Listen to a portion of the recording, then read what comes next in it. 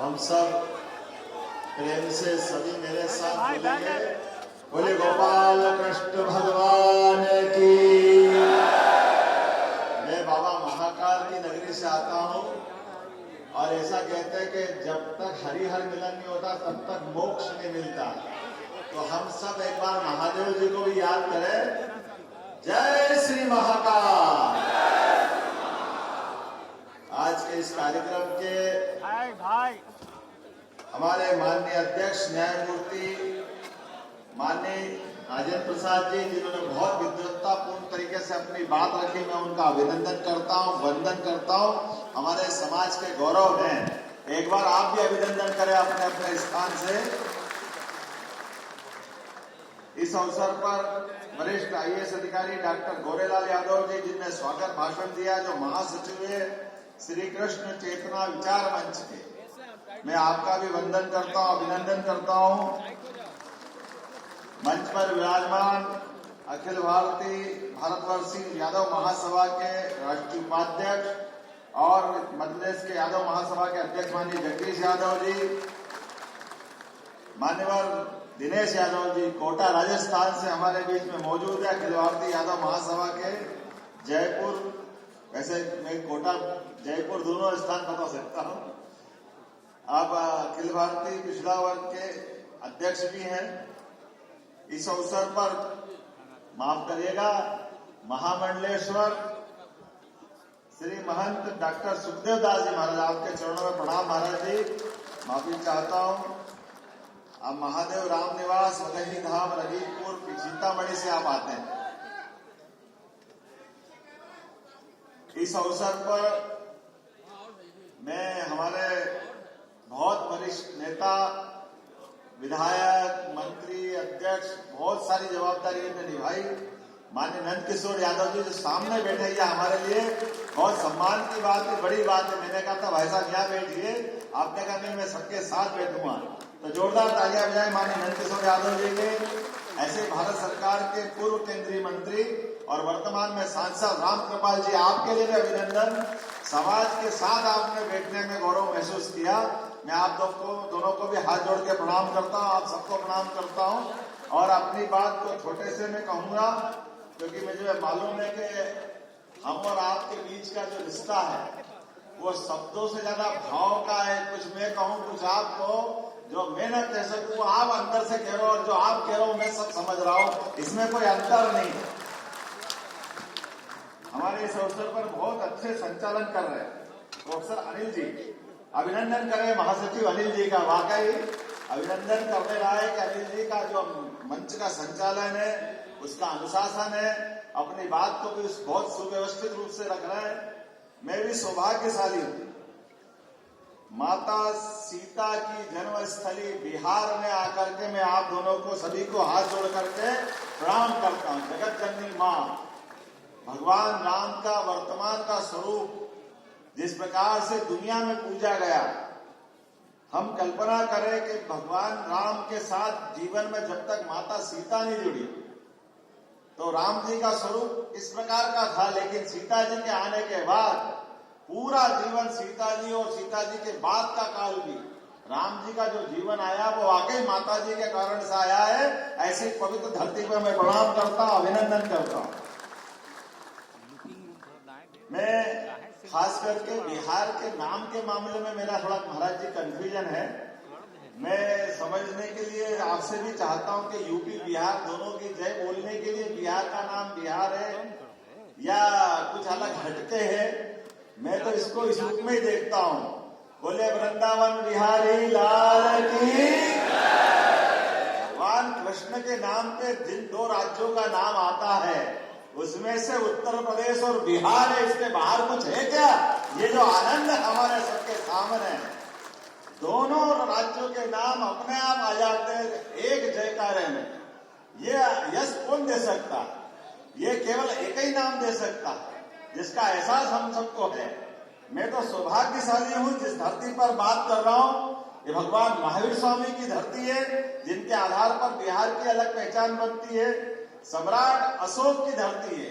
सम्राट अशोक का मध्य प्रदेश और उज्जैन से खास करके एक अलग रिश्ता रहा है। अशोक 10 साल तक उज्जैन में कुमार करके थे तत्कालीन समय में, जिनकी संघमित्रा और महेंद्र 2 संतानें भी हुई थी।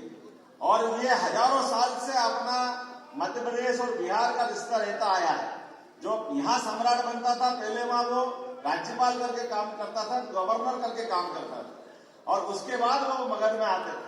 पूरे देश के शासन संचालन में मध्य प्रदेश की भूमिका रहती थी। और बाबा महाकाल की नगरी, जहां से राजा सूरसेन यादव की लड़की से भगवान कृष्ण का 5वां विवाह हुआ, जिसका नाम मित्रविंदा है। भगवान की शिक्षा दीक्षा भी वहां हुई।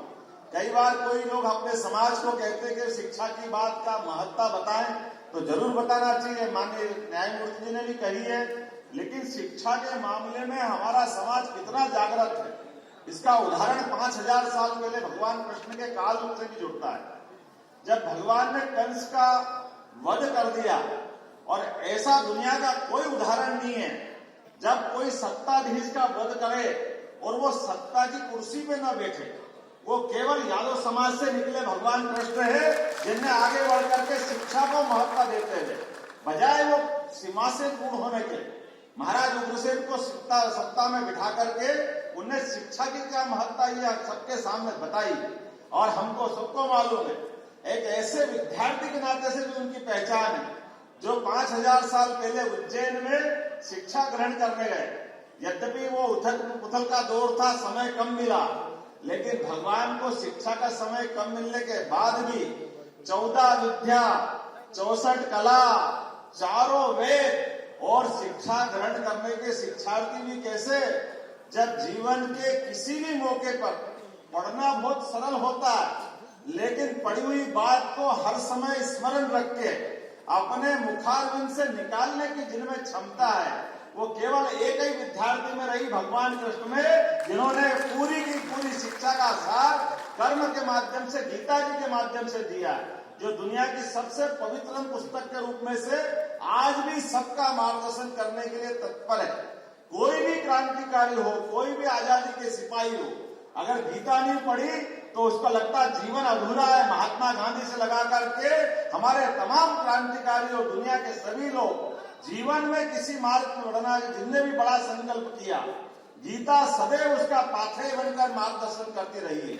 ये हमारा सौभाग्य है। हम सब भगवान कृष्ण को हमारे वंश का तो मानते ही है, लेकिन भगवान कृष्ण की पहचान कैसी है? पूरे समाज के अंदर जहां कोई अव्यवस्था दिखे, जहां कोई अधर्म की बात दिखे, अगर किसी ने आगे बढ़कर अधर्म के खिलाफ संघर्ष करने का मादा उठाया, तो वो केवल एक में भगवान कृष्ण है, जिनने अपने जीवन को आगे लगा करके सबके सामने खड़े होकर के धर्म की स्थापना के लिए सबसे पहले कदम बढ़ाया। हमारा धीरे से क्यों बोल रहे, जोर से बोलो, बोले गोपाल कृष्ण भगवान की जयकारा हो तो ऐसा हो, गगनचुंबी हो, आनंद आना चाहिए कि हाँ, हम दिल का जयकारा लगा रहे हैं, वो जयकारे का आनंद हमको आ रहा है कि नहीं आ रहा है। और आप सब तो सौभाग्यशाली, बिहार के लोगों के लिए तो कई कई कारणों से मैं प्रणाम करता हूँ, आपका आनंद महसूस करता हूँ। मैं माँ छिपरा के तट से आकर के गंगा के तटवासियों को प्रणाम करके उसका स्पंदन महसूस कर रहा हूँ, उसका आनंद महसूस कर रहा हूँ। ये एहसास मुझे है कि जिस प्रकार का समय चल रहा है, इस बदलते समय में वाकई हम सब देख रहे हैं कि लोकतंत्र को सच्चे अर्थों में जिंदा रखने में आज के समय में हमारे अपने समाज की भूमिका बहुत बड़ी है, और उस भूमिका को हम सब समझते हैं। ये अलग बात है कि हमारे उस भूमिका में से कई सारे कोई कई अर्थ निकालते रहते हैं। मैं उनकी परवाह भी नहीं करता, वो निकाले, उनको जो निकालना। हम सब तो उस तरह के लोग हैं जिनके लिए अपने इस समाज की सेवा करते करते प्रदेश और देश की सेवा के साथ साथ भारत का मान दुनिया में बढ़े, इस दिशा में हमको आगे बढ़ने की आवश्यकता है। और यही तो हम हजारों साल से करते आए हैं, और यही हमारा कर्तव्य है। इससे अलग क्या है? परमात्मा ने हमको जहां जिस जगह जन्म दिया है, एक अनूठा संयोग हमारे साथ जुड़ता है। हम अगर गोपाल कृष्ण बोलते तो केवल बोलने के लिए नहीं बोलते। हमारे घर में गाय है, इसलिए गोपाल बोलते हैं, तो परमात्मा से, प्रकृति मात से प्रेम करने का उदाहरण अगर कहीं दिखाई देता है तो निश्चित रूप से वो यादव समाज से दिखाई देता है, जो माँ गौ को पाल करके भी अपना जीवन चलाते हैं, लेकिन परमात्मा के माध्यम से प्रकृति प्रेम को भी दिखाते हैं। जो प्रकृति से प्रेम करता है, जो जीव मात्र से प्रेम करता है, वही तो गोपाल हो सकता है। इसके अलावा कौन गोपाल होता है? गोपाल वो नहीं होते। दुनिया में कई देश है हमारे अलावा, अमेरिका, इंग्लैंड, गाय माता बहुत सारे लोग पालते, लेकिन उनके पालने के तरीके और हमारे पालने के तरीके में कैसा अंतर है? अमेरिका, इंग्लैंड, यूरोप, उनके देशों के अंदर अगर गाय पालते, जब तक दूध दे तब तक दे और बाद में कटने के लिए वो खुद देते हैं। ये हम कभी भारत में सोच नहीं सकते, क्योंकि हमने 33 करोड़ देवी देवता का वास उनमें देखा है, हमने माँ का स्वरूप उसमें देखा, और हम तो जिनके जय जयकार कर रहे हैं उनकी कभी कल्पना करो। भगवान कृष्ण का जीवन अगर हमारी कल्पना में ध्यान में आएगा कि ऐसा बालक जिसका जेल में जन्म हुआ हो, कितने कठिनाइयों के बाद भगवान ने अपना जन्म इसके सिद्ध किया हो। इस बालक का जेल में जन्म हुआ हो, जिसको पैदा होने के बाद अपनी माँ का दूध नहीं मिला हो, माँ यशोदा जिसको पाल के बड़ा हो करती है, लेकिन पूरे जीवन भर वो बालक ना डरता है ना भयभीत होता है, वो हर दुनिया की चुनौती का सामना करता है, वो सच्चाई के मार्ग पर चलता है, जो हमको आज भी रोमांचित और गर्व से भर देता है। श्रद्धा, भक्ति, आस्था ये ऐसे ही पैदा नहीं होती है। इस आस्था, श्रद्धा, भक्ति पैदा करने के लिए समूचा जीवन को एक तरह से दुनिया के सामने प्रदर्शित करने की, जिनकी आध्यात्मिक चेतना जीवन भर काम आती है, ऐसे गोपाल कृष्ण की जय जयकार करते हुए हम सब महसूस कर सकते हैं। परमात्मा की कृपा से वर्तमान के समय में, ये समय तो लोकतंत्र का है, और कितनी अच्छी बात है कि मैं जहां से आता हूं, मेरे को लाने के लिए एक द्वारकाधीश के अनन्य भक्त, हम जिनको प्रधानमंत्री करके देखते हैं, ऐसे नरेंद्र मोदी जी के माध्यम से आपके इस मिल मजदूर के परिवार के बालों को मौका मिला है। मुझे इस बात की प्रसन्नता है। मैं ये नहीं कह सकता कि मेरे पिताजी, चूंकि पिताजी के नाम के आधार पर कोई पहचान नहीं है, उन्हें अपने जीवन की कठिनाइयों से बच्चों को जो बालक बड़ा करने का जो संघर्ष होता है, उस संघर्ष की भट्टी से तप करके उन्हें अपना जीवन निकाला। लेकिन हमको इस बात की प्रसन्नता है कि जीवन के संस्कार देने का अधिकार तो उन्होंने अपनी मील मजदूरी करी होगी, लेकिन बालक के अंदर संस्कार देने का प्रयास किया। मैं इसलिए अपने माता पिता को भी प्रणाम करता हूँ और अपने समाज को भी इस माध्यम से मैं बहुत बताना चाहता हूँ कि जीवन में कहीं से भी आप शुरुआत करें, कितनी भी कठिनाइयां आए, कैसे भी आगे बढ़ने का मौका मिले, अपने इष्ट को याद करिए, भगवान कृष्ण को, जिनको कितने कष्ट आए, कौन से तकलीफें भगवान ने नहीं सहन करी, और आज भी हमारे समाज जीवन में कितने कष्ट हो सकते हैं, लेकिन इन कष्टों के बावजूद भी हमको मालूम है इस देश में चाय बेच करके जिनका परिवार चलता हो, वो देश का प्रधानमंत्री बन करके दुनिया में गौरवान्वित करने का जिनमें साहस है, जिनकी माता किसी के घर में जाकर के बर्तन साफ करके अपने बच्चों को लालन पालन करने की जो कितनी कठिनाइयों से उन्होंने अपने को बच्चे का पालन किया होगा, ये कितने गर्व की बात है। लेकिन उनने अपने बालक के संस्कार दिए। ऐसे हम में से हर एक की कहानी हो सकती है, हर एक के जीवन में कठिनाई हो सकती है, लेकिन ये कठिनाइयां तात्कालिक होती है, ये क्षणिक होती है। इन कठिनाइयों से अगर हम घबरा जाए तो हमारी मूल चेतना से हम अपने आप को दिग्भ्रमित कर लेंगे, उससे हम दाएं बाएं कर लेंगे। और आपने तो समिति का नाम कितना अच्छा रखा, श्री कृष्ण चेतना विचार मंच।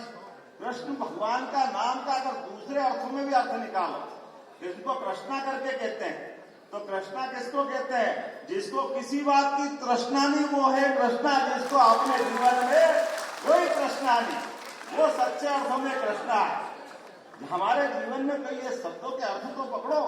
चेतना बोलते ही अपने रोम रोम में रोमांचित आ जाए, अपने रोम रोम में उत्साह, उमंग और ऊर्जा का भंडार निकल पड़े, तो चेतना कहते हैं। और आपने तो पूरा नाम ही उसके माथे रख लिया, श्री कृष्ण चेतना विचार मंच।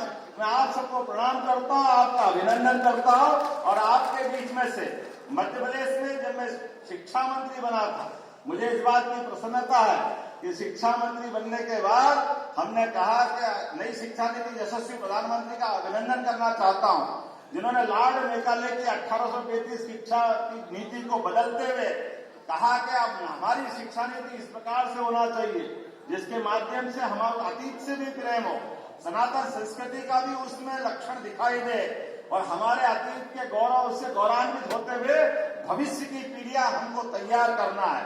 और मुझे इस बात की प्रसन्नता है जब अगर इतना विराट फलक देखेंगे तो उसमें भगवान कृष्ण और भगवान राम कहाँ जा सकते हैं।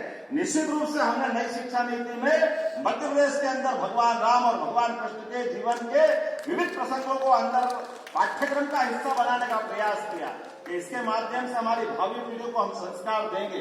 तो आज के इस अवसर पर आप सबने प्रेम से, सम्मान से मुझे ये स्नेह जो दिया है मैं जीवन भर नहीं भूल सकूंगा। आप सबको प्रणाम करता हूँ, अभिनंदन करता हूँ और आपके माध्यम से दो जानकारी देते हुए आपको बात करूंगा कि जब मैं मुख्यमंत्री बन के आया और लोगों ने कहा कि आपकी प्राथमिकता क्या क्या होगी, तो हमने कहा हमारी प्राथमिकता तो जनता की सुविधाओं के लिए होगी।